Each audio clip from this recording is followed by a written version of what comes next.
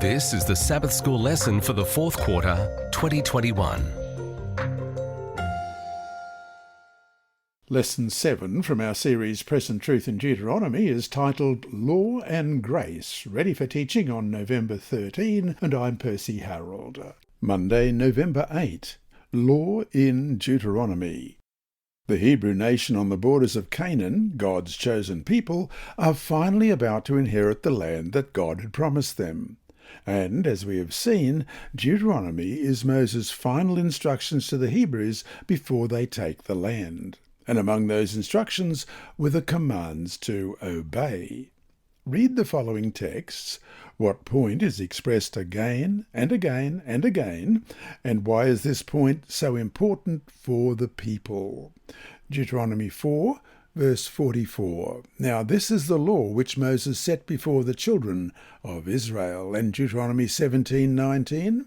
And it shall be with him, and he shall read it all the days of his life, that he may learn to fear the Lord his God, and be careful to observe all the words of this law and these statutes.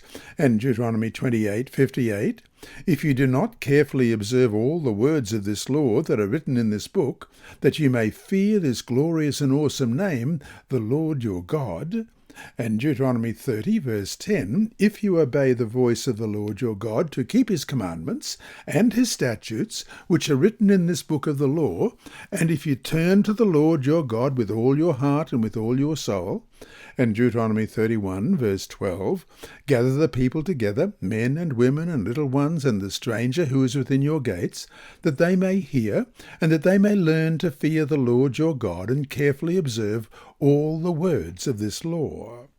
And Deuteronomy 32, verse 46, and he said to them, set your hearts on all the words which I testify among you today, which you shall command to your children to be careful to observe all the words of this law. And Deuteronomy 33 and verse 2.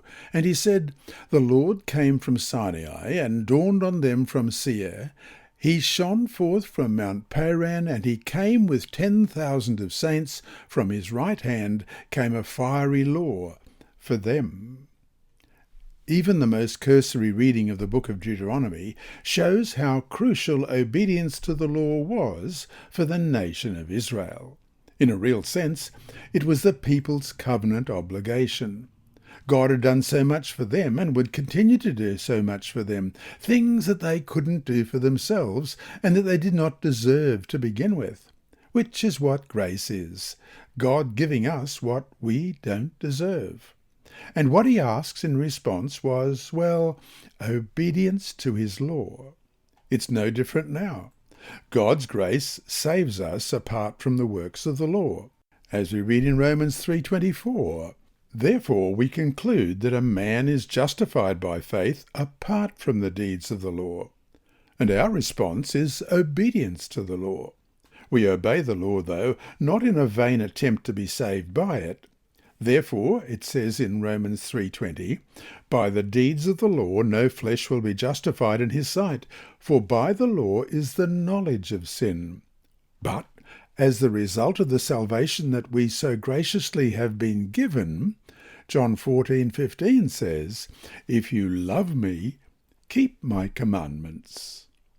Deuteronomy could be seen as one big object lesson in grace and law. By grace, God redeems us, doing for us what we couldn't do for ourselves, any more than Israel could have escaped from Egypt by themselves. And in response, we live, by faith, a life of obedience to him and to his law. From the fall of Adam onward, up to those who live through the time of trouble and the mark of the beast, a people depicted as those who keep the commandments of God and the faith of Jesus, as it says in Revelation 14:12, God's relationship with his covenant people is one of law and grace. God's grace forgives us for having violated his law, and God's grace enables us to obey his law as well, an obedience that arises from our covenant relationship with him.